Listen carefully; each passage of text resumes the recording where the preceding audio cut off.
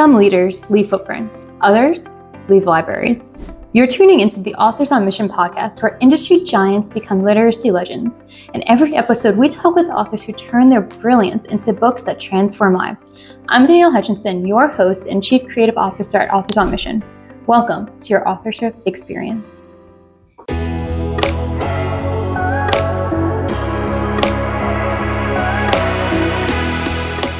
Hello, and welcome back to Authors on Mission, where we explore the strategies and insights of successful authors to inspire your own journey. I'm Danielle Hutchinson, and today I'm thrilled to welcome back Andreas Loizou for our second conversation, this time joined by his co-author, Paul Dornan, a talented scriptwriter and creative consultant. In our first episode with Andreas, we explored his journey from Goldman Sachs to becoming an author who champions human consensus writing. And today marks the beginning of a special two-part series where we catch Andreas and Paul at the start of their writing journey for their upcoming book, The Human Advantage, A New Professionalism from an AI World. We'll later reconnect with them for post-publication to compare their initial vision with their final result. But without further ado, let's dive right into this pre-publication time. Andreas and Paul, welcome to the Authors on Mission podcast. Thank you very much. It's lovely to be here. Lovely to be back, Danielle. Hope everything's going. Is everything going okay? Everything's going great. And, ever since our first conversation, I've just been really excited to learn more about, your journey and your writing. And I'm really excited to know that you're writing about AI, which is such a huge concept these days. And before this conversation, we were chatting a little bit about how you two are taking a different approach to this AI book. It's more focused on humans' reaction. Is that correct?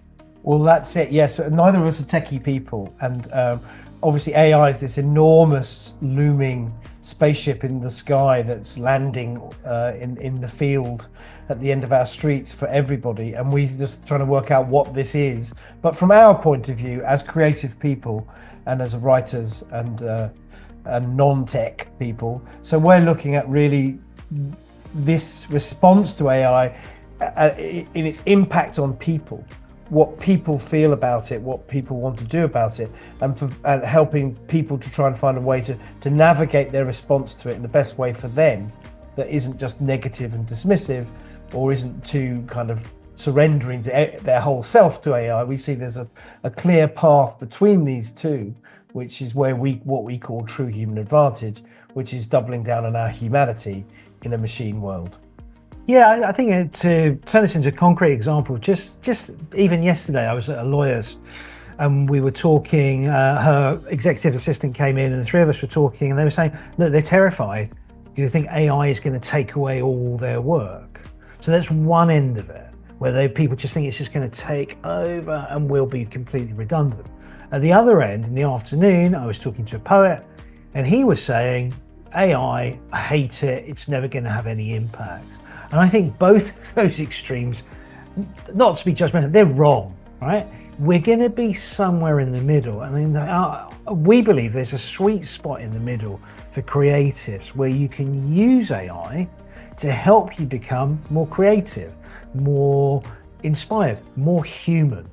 And it's not just for creatives as well, it's for everyone, really. I mean, we're aiming a lot of our work towards, at the moment, the immediate space for the work is towards the professions, the accountants, the lawyers, the consultants, all those people who've had a kind of traditionally not particularly a creative work world, and where things have been very systematized and very kind of mechanical in its ideal way, where efficiency and speed and all of those things, and being unemotional used to count for an awful lot.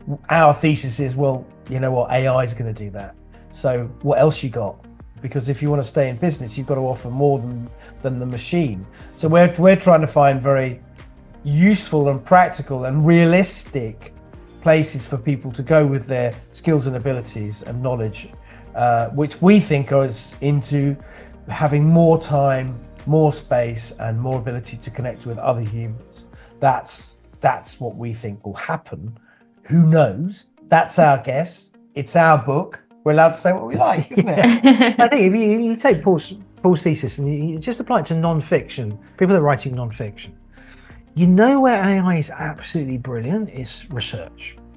So to me, it's like a really good, very cheap, very quick intern, or even actually professional position. Much better than Google. If I want 7 things about X, it's going to come up with it. Where AI is terrible is writing. So if you ask AI, you have all these people that say, we have someone who said, I've written 7 books in 30 days, right? And, and I feel like saying to him, yeah, and you have 0 readers. No, you've written the same book 7 times. Yeah, well, the machine's done it 7 times. Yeah. And there's no creativity there. That's just a series of instructions.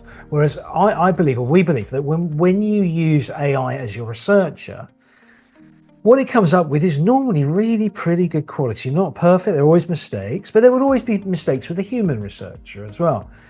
But what it does, it should free you up for loads of time to question that research, to think, right, this is the really interesting bit. I now have saved 2 hours. I need to call XYZ and ask them to tell me about ABC, to produce something that is new and original that the machine hasn't got to yet. So we're seeing AI as a tool that we use rather than a system that controls us and makes us redundant. Yeah. So I think for non-fiction writers, I see a lot of use. And I think in business writing, something that has changed just in 9 months is the ability of AI to write summaries of your work is strong. Again, not perfect, but it's good. And I would say, you're disagreeing, but I would say that some cases it's better than what a person who wasn't good at writing would produce, right? So I think summaries can, I love your skeptical face. You really give away your disagreement. But I think if you can use that and then tweak it and then look at it, that's fine. It should then free you to, prepare an introduction to that summary, or take that summary and extend it and update it. It's an opinion. I mean, what I think all of these things should be, people have to remember, is that everything that someone produces for you is just an opinion. It's a take. And just AI isn't God, isn't the voice of God, whatever the tech bros think. It is just a piece of kit. It's a sum. It's a bit of data. And and there's a lot, as we all know, hallucinations and a lot of falsehoods in it. There's also a lot of cliches in it. They basically created AI by scooping up the whole world and tipping it into a bucket. So in that bucket, there's a lot of things that shouldn't be there. There's a lot of rusty old shoes and a lot of dreadful bits of rubbish. Fish heads, I think. Fish heads. There's quite a lot of fish heads. So you have to filter it all out and use it just as an opinion. Just as you give your novel or your work to an editor, and they come back with their 25 things they love about it and the 50 things they don't. You've got to just have your own opinion about their opinion, and likewise, you've got to see all of these things not as the ultimate authority, but as an opinion. I think that helps. Yeah, as a step along the way. I like that. So you noticed me like kind of making a face a little bit before you were joking about that. Tell me more, yeah. Yeah, the reason is because, I do agree with a lot with what you're saying. And honestly, my reaction was more so not that you were, discrediting AI, but more so your overall tip here seems to be don't use it as a shortcut, using it as a stepping stone almost is what it seems to be. Like I say, all those metaphors like stepping stone, scaffolding, helper, assistant, that's what it is. And I feel this when I get something sent to me that has been completely written by AI. Oh my God. That hasn't been checked, that hasn't been edited. I know straight away it's going to be poor. So I'll give you a really funny example. I was talking to a guy, this is in Spanish. I was on AI Auto, which is a good product, right? He got the summary, he wasn't expecting it, of this conversation, which is Spanish. He got a summary in English, which is great. Okay. He sent it to me, this is brilliant. And I looked at it, there's 4 points, they were all wrong. Literally to the point of saying, the summary says, I want this, and I said, I don't want this. They're 100% wrong. So we run the risk of confusing speed with quality. Absolutely. That's a disastrous. It's a disastrous thing. So people are sending out stuff that not only have they not checked it, they've not even read it. And Yeah, that's dangerous. That's dangerous to them, for their careers. It's dangerous to their firm, but also it's kind of like, it's demeaning to your reader. If you can't be bothered to read it, and you're claiming you wrote it, why would anybody else read it? Yeah. But that is true. That is true. I do see a lot of AI work coming to me as an editor, as a ghostwriter. And, these days it's even more about humanization. A lot of people are just paying somebody else to humanize it rather than, read it themselves. They just have somebody else do it. So I totally get what you're coming from there. I'd love to segue. New job, humanizer. Humanizer. They said the unexpected consequences of things like AIs. There'll be all these new jobs that we didn't know. I'm chief humanizing officer. Hey, it's a thing, though. I mean, I'm sure it's a thing. I'm sure it's a very necessary thing. It's we're silly, though, sort of in the humanizing business, but on a bigger scale. We think, and we're just reminding people rather than inserting it artificially into their text. We're just reminding people of the skills and the abilities and the things that we all do already, and we do naturally, and sometimes have been diminished in recent years, because people spend their whole lives staring at their little screens and forget that they know how to talk to people, that they know how to be funny, that they know how to be empathetic, that they know how to create these connections that create enormous opportunities and value for people when they're done properly. And some people haven't got those skills massively developed, other people have, and I think it's about leveling the playing field so that lots of people can develop those skills, because we think that you're going to really need that, because in an AI world those things will be immensely valuable. Yeah, Danielle, I cut across you a bit. You were just going to tell us a bit more about humanization. I'm really fascinated because I love talking to everybody we talk to has got different stories about AI. Can you just tell us a wee bit more about kind of the humanization, or people actually saying, can you humanize this? Yeah. I mean, not to derail from your topic enough, but when people come to me, it's interesting because at the end of the day, when you put something through an AI checker, what that program's looking for is common phrases and common words, because as you mentioned before, like AI is just a jumble of already produced rubbish and garbage, as you said. So in order to humanize it, it's really just about like rephrasing every sentence that it's not common enough, and then it passes those detectors. And then, I mean, of course, there's the outer layer of it, making sure it's not repeating itself. Like I'm sure you've heard all the time, it's always saying the journey of this exploration, and we're going to delve into this topic. They've got about 5 metaphors back in the Silicon Valley. Yeah, and all those M dashes too. It's just, you look at it and as you know. You were mentioning before, somebody sends you emails these days, if they wrote it by AI. Someone always knows when you're trying to pass off bad quality margarine as butter. That's what I think is always the case. People always know. Yeah. No, you can tell straight away. There's it's interesting. All three of us have used kind of taste metaphors, but there's a smell and there's a taste to something. It's off.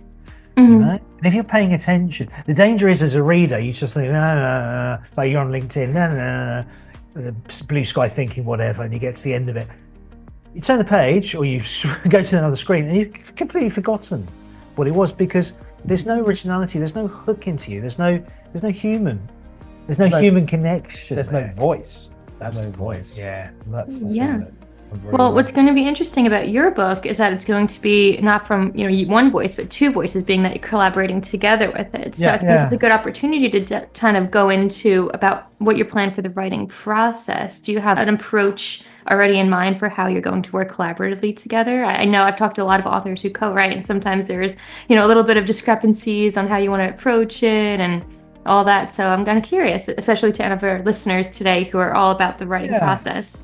No, that's really important. It's something we talk about quite a lot. So we can tell you, we as part of the book submission to our first potential publisher, we wrote a sample chapter, and we did it in different countries, and we did it at different times. So I always thought the ideal of collaborative writing would be that you would be like this in the office, and you're basically writing. He writes 2 words, I write 3 words. Makes sense. A little tedious. Yeah, just like that you would actually be together. But that wasn't the case. And what we would do is send each other bits. We'd work on bits together and revise them, and not even edit them. Paul is very much about, he's brilliant at the idea creation. and looking for new links and always coming up with, have you seen this? Have you heard about this? I'm the king of metaphor. It's one of my things. But, you need metaphors. Come to me. I love them. Yeah. But I love a simile. You love a simile, but you've also got that kind of desire to expand. Yes. Whereas I, as an individual, I'm much more like an editor type. So it's kind of, we're thinking, excuse this analogy, it's a bit like a muscle in yoga, in that Paul is extending and I am contracting. And between those two, we make the muscle more flexible. We're a right old downward dog. We're a right downward dog, yeah. So I guess that's how you find the right balance, one way or another. Nice. And I think actually, yes, exactly, that poise and balance will come over time. And you know what? I think a book needs to breathe like a person as well. So many books, the idea of a book where everything sounds like it's two people are writing a book and the ideal is it sounds like it's written by one person is a bit weird, frankly. If two people are writing the book, you want to feel both of those people. And, you have light and shade, you have changes of pace. One person writes shorter sentences, one other person writes more languidly. And, in any piece of work, a novel or anything, you'd be aiming for those changes of pace. You'd have to go out of your way to get those changes of pace. And we've got it naturally. So we're not aiming to squash that into one kind of bland beige voice in between us. We want to be both of us in our bright colours that are complementary, but also give the reader a break from each other.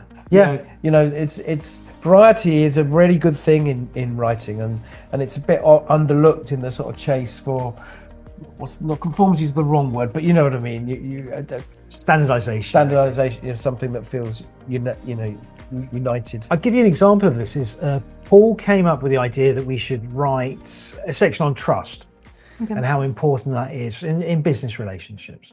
So this was completely his idea, and he said, look, I've got a bit of research, and I just took that research and turned it into a couple of paragraphs, and then I really ran with it. I thought, oh God, actually it's a really interesting idea, and I got stats and talked to a couple of people. I wrote maybe, say, 1,200 words, and it went back to Paul, and he said, oh, this is great. And then it was like, oh, this isn't what I meant. Or have you thought about this example? Or that cut that's too long. And then you get that sort of, you start to work together in a really positive way. But it's not in the sense of, I'm the writer, he's the editor. It's like, I'm the writer, he's the editor. He writes again, I edit, like that. And it's an iterative process. It goes on. And I find it is strange when you think about, especially with fiction, it is one of those activities that is solely valued if it's done by individuals. But I bet you it'd be much better if it was done by teams, like movies are, or sitcoms. Well, given a great sitcom, I mean, I come from a comedy writing background, and in this country, we don't do the team written sitcom anywhere near as much as America, sadly, in my opinion, because I'd have loved to have done that. But I have done it a lot more than most English writers, and I love collaborating and I love team writing because, again, you get that polyphony of voice, you get that harmony, and it's not just one voice, because inevitably a writer has a voice and it gets a bit dull after a while, so and in fiction you have the relief of characters, don't you? Because if we just had to listen to Charles Dickens in his narrative voice, we'd have gone mad, but he had all these very vivid characters who come in and speak in an entirely different way, different rhythm, and that's where fiction is lucky. It has characters. Non-fiction has started to have characters in the way that non-fiction now introduces a lot of people, but the way it goes slightly wrong is where a non-fiction writer introduces a character and then makes that character talk like them again. Sort of like doesn't capture the humanity. So one of the things we're aiming to do in the book is fill it full of people. We're going to do a lot of interviews, and we want to capture them in the round, as much as possible. So it's a very sort of not crowded book, but it's a lively book. It's a lively book full of people, because that's what we're talking about. Humanity isn't just, strangely enough, represented by us two. There's more. Thank the Lord for that. Yeah. Otherwise, there really would be no future. So the machine can have it. An example, in 3 hours, we're talking to the head partner of a very big media lawyer firm in the centre of London. And just to capture his thoughts and the way that he expresses them, literally saying, I can't name him, but X, call him Bill. Bill says this. Editing down, obviously, because it's all going to be full of ums and ers and repetitions, but turning it into a chapter of dialogue.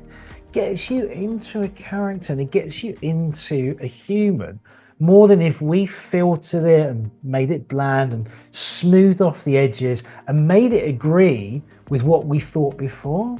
And I think it's really important that it's a learning process for us as well, and that we share the joy of the new ideas. Yeah, you want your characters disagreeing with you in a novel, and you certainly, because Andreas and I met in the fictional world. We met back in 1871, I think. No, we met as a result of both of us taking a course at the Faber Academy here in London, which is a novel writing course. Writing course, and Andreas had done it just before me, I think, and was in a class with a very good friend of mine. So we met as a result of that, and we've been through the same process. So we met in the world of fiction, and then we've kept up that conversation over the times of I've helped Andreas with his wonderful book festival. I've come and emceed for it. So in between that, we've been having these sort of semi conversations about stuff that Andreas has been doing and I've started doing in the world of business speaking and being a speaker myself, which is what I've moved into, as well as all the creative stuff recently. So we thought there's a great crossover here. So we started a conversation, and the conversation inevitably led to AI and our response to it. And that was the genesis of the book. And then we went to Madrid. I went over to Madrid to hang out with Andreas. Oh, wow. And we fleshed it out, and we saw a wonderful exhibition. Yeah. That was the key. The key moment is that there was a key when they do the movie of this book. There was a key moment for Mr. Chamelet to remember when he comes to play me. Obviously, I don't know who's playing you. Pacino, I believe, has already cast. Yeah. When they come to that moment, there's a wonderful Spanish painter that I love called Sorolla, and he has his house was around the corner from where Andreas lived. And so I was quite keen to see some of his work, and there was an exhibition on, luckily, at the Prado.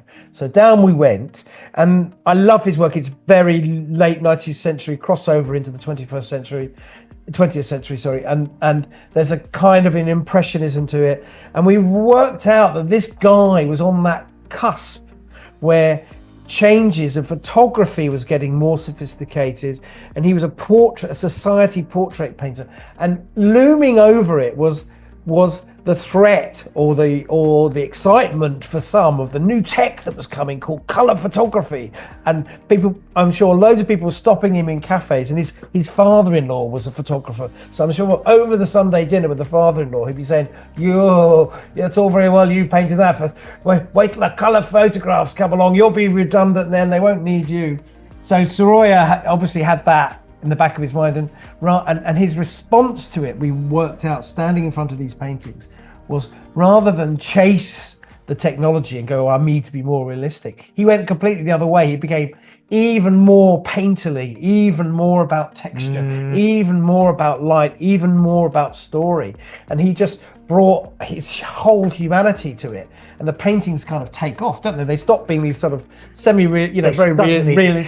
They become something else, classics, and they're wonderful. And in that moment, we got our idea after coming back from that exhibition, walking through Madrid. That's when we came up with the idea of true human advantage. So that's what it's about. It's not about surrender, nor running away, nor it's adapting, not adapting and making and going the right way into yourself, into what you've got. Yeah, the world is changing as the world has changed for everybody throughout history. You can't hold back that change, but you can respond to it in ways that will make you happier and more creative and more human and more yourself. More yourself. It's about it's almost like a self-help book we write. Be yourself. Go crazy in the AI world. But we do actually think that's authenticity, and that's where happiness lies, isn't it? Being more of yourself. And we think AI, if it buys people the time, in these law firms where people have had to pretend, everyone had to pretend to be Michael Douglas, even if they weren't Michael Douglas, they can now say, you don't have to be that person anymore. You can be yourself. Yeah. AI is going to be Michael Douglas. Well, I have to say, if this book's anything like the way you two banter between each other, I think it's going to be a really entertaining read. I mean, you mentioned yourself about how it's all about different voices. I can see how you're going to be throwing in some humor there, in addition to all of these examples and case studies that you mentioned. For example, the interview you have coming up today. So, to everybody listening, I think this is definitely something we should be on the lookout for, because you definitely have a nuanced approach to all of this. I like the way that you're seeing it as just a way of adapting and finding like new ways to use it rather than just succumbing to it. So some really insightful things here. Thank you very much. I'm wondering, as we begin to wrap up this episode, do you have any tips to our listeners today? They're all writers, they're aspiring authors, but perhaps they're also looking to be collaborating with somebody else just like you have. Do you have any advice for them as they continue on their own writing journeys? I think the main advice, and I did a speech on this in Dublin the other day, to a load of speakers, because speakers don't tend to collaborate very much either, weirdly. And I said to them, the thing is to find someone who likes you and gets you, but isn't you. The secret of a real collaboration is to find someone who understands and appreciates who you are, and you fill in each other's gaps. It's just like a great relationship. It's just like a great marriage without the sex, but I mean, that's what they always say about a great writing partnership. But it's that, and I think you've got to look for someone who you think can do things you can't do, and you really respect them for it. Yeah, and that you're interested in actually learning how to do those in the longer term. So you kind of like, I really like how, like, when you're writing your scripts, for example, how you draw up a character. Paul's got this great theory, for another call maybe, about sitcoms are basically families. And then it relies on having, parents and basically fairly stupid children who may be adults in the sitcom, right? There may be Joey, for example, and Fred. Yeah. But that way of looking at it, and suddenly I saw it, and every sitcom I've ever watched fitted into that pattern. Yeah, because Monica and Chandler are mum and dad, which is why they had to get married in the end, because they're the kind of the grown-ups, and all the rest of them. Phoebe's definitely the youngest kid, and Joey's the same as well. And what's the other one? Jennifer Aniston's character, whatever she's called, she's the youngest daughter, Rachel. She's so. I mean, that's how it works. Yeah, actually, she's true. Yeah. So most sitcoms and most it could be reduced to the Dornan formula. Yeah, no, but it's true. Like Phoebe is like, when you see families with 4 kids, the youngest one is always a bit distant. Is always, probably secretly smoking pot in her room. They're always a bit sort of detached. They're not as concerned. Whereas the eldest sister, because she sees herself as that link between the parents and the other siblings, she's much more efficient. She's much more business-like. She's more like a negotiator or something. And when you see these patterns, and when we say things like writing formulas or structures, don't see that as something restrictive. See that as something that helps you. It's more like a magic potion or a secret recipe than a set of guidelines or a set of rules that you've got to stick with. And if you have these, then you build everything from that, and every time it works. And I think non-fiction has learned an awful lot from fiction in recent times. And, non-fiction has stopped being a list of facts and started to become a load of stories.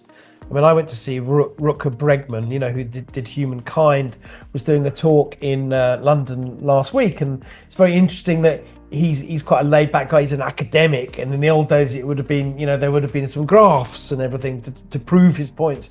But no, his thing is all about finding a story, historical story, and some characters to latch his ideas onto. And I think learning from fiction, non-fiction, has gone a long way. And I think collaboration can be an extremely good thing. It's painful, obviously, at times, because you've got to say, we had a moment last week. I wrote something and Andreas said to me, don't like it. And for a microsecond, it's painful because you don't want anyone to say that. And if you're on your own, you'd be loving it and it would still be there. Yeah. But you look at it and you go, well, he's right. And you get places that you can't get to on your own sometimes. It's a very... And I would say for your listeners, that sense of someone telling you, no, it doesn't work, or it's no good, or whatever how you want to phrase it, it's much better to get that kind of on day 3 of the process than 2 years later when you submitted it. That's true. And the potential agent is saying, that's no good. So there's a real benefit to that, and like feedback, getting feedback, no matter how great the feedback, however, it's always hard. There's always an emotional response because someone is saying you could have done this better, and that's not that's not a pleasant thing. But you've got to divorce yourself from what you're writing. It's not a criticism of you; it's criticism of those 300 words. I mean, I think the interesting thing about AI is if you use it as a writing companion, it's a bit licky smarmy.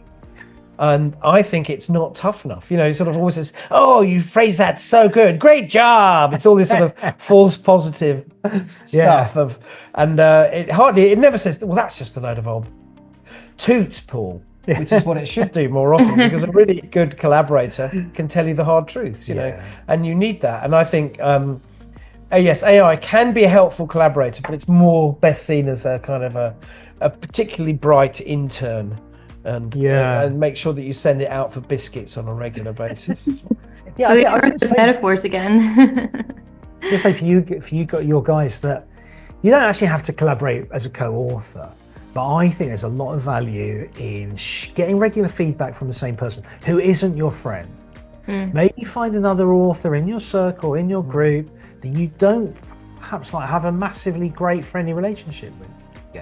And sometimes I've got someone my friend Weether Taff from Faber and Faber, 12 years after meeting, we'll send each other stuff. And you see the difference is when you've got a proper relationship, she can just write to me and she puts a paragraph, highlights it, puts in comments, FOF, which means file on fire, which means like throw it in the fire, which is all rubbish.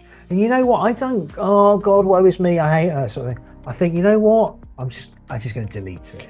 But that's definitely something that we've both learned from doing the same course and having the same feedback groups and learning that feedback, if you're informed, if you're committed, if you belong in that circle and you're doing it with good faith.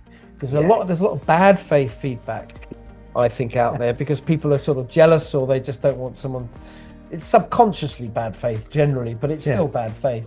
And getting someone who you believe in and trust to give you that ongoing feedback and it becomes part of your another relationship, then that's a really powerful thing for your writing wherever you can find it, and to however much you want to let it into your writing process, it will be a benefit.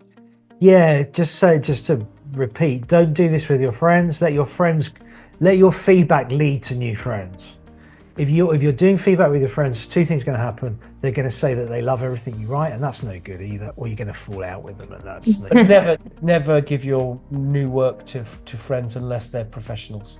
Yeah, that's my main. But the one bit of advice I always give to people when I teach at the Faber Academy now on comedy, and I always say to people, because everyone's got an opinion and everyone's an expert on sitcom or comedy, and nobody knows anything really.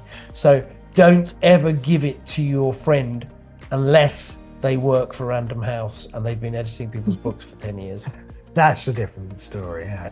Yeah, that's an excellent tip, finding the right person to collaborate with. And I think that, throughout this episode, everybody today's listened that, you not only need to find somebody who's, experienced in it, but also you can collaborate with and banter with back and forth just like you have. So I love this. I mean, I think that, again, anybody today who's listening, if you've enjoyed listening to Andreas and Paul kind of go back and forth about this and rip off their jokes, I think that, first off, stay tuned for the next episode of this after the release, and also look out for the release of the book coming up at the end of this year, I believe, correct? Do you have a date that we can keep in mind at this time? Not yet, not quite yet. A date for the diary. It's all a bit shifting sands at the moment, but hopefully soon, because Understood. Again, even though our stuff doesn't have to be super topical, it's the massive topic of the moment, and the sooner we can get out there making our voice heard in it, the better for everyone. There's slight pressure on us to bring it forward, and I don't want to rush it because it's a very hard balance, because it's not about tech, but it is about tech in a way. And there are loads of books coming out, and the ones I've read some really good stuff. But the writing in a lot of these things is quite poor, and it hasn't been checked. It hasn't even been run through AI, apparently, right? It's just for a basic level of check. So I don't want to put our names to anything that is rushed and incoherent. and just for the sake of having it out a month earlier. You know, I think that's it, the temptation is always to be timely, when I think you can probably pull back a little bit. Yeah, Right. I don't think it's a topic that's going away. Yeah. No, not at all.